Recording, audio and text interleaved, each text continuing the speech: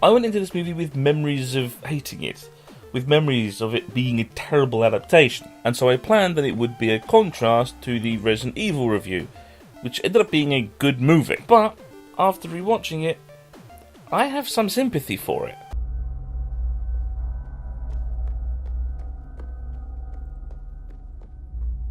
But there is still going to be a contrast in the reviews, for the opposite reason. Last week the film was a parallel adaptation, a film that just used the setting and made up its own story and characters. Silent Hill, on the other hand, is a note-for-note, beat-to-beat adaptation.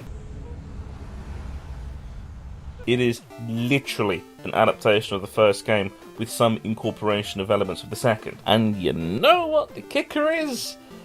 The game that is a closer adaptation to its source material is the one that's worse. The film runs into the same issue that the modern games and the retellings of Silent Hill run into. It spends all of its time beating itself over the head trying to be the first game, that it doesn't try to be its own entity, and this ends up as a highlight reel to its own detriment. The art of the adaptation is to adapt, so the art of the game adaptation is to take the 10 hours of gameplay and condense it into 90 minutes and have it still make sense. This film fails to do that because it cuts nothing out, nothing is omitted. Most of the film ends up walking the line of not being an adaptation and just being the cutscenes of the games stitched together to make a movie. It is clear that writer-director Christophe Gans has a lot of love for the franchise and knows what he's doing, but so much of the dialogue could be cut, and whole scenes could be cut to make the film a shorter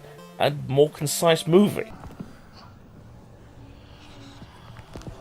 The finale of the film is amazing because it's not copying the game. The use of the monsters from Silent Hill 2 with the new origins works well. Even the new monsters, like Colin, work well. The tone and visuals of the Silent Hill town itself is stunning.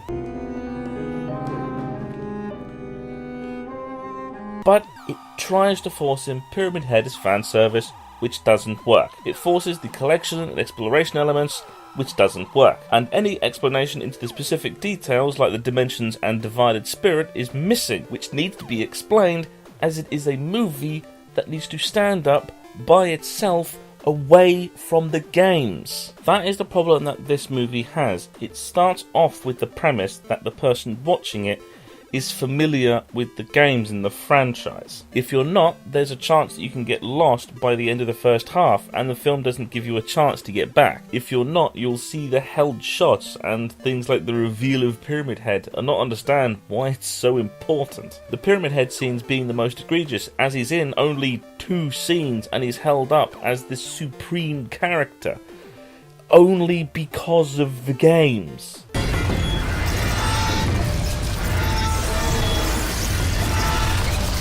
This is the other end of the not-so-good video game film adaptation. It tries so hard to be the game, it doesn't try to be a movie. An adaptation has to stand up on its own merit. This movie tries to, by wearing the skin of its source material. Part of me really wants to love this movie because of the parts that are amazing.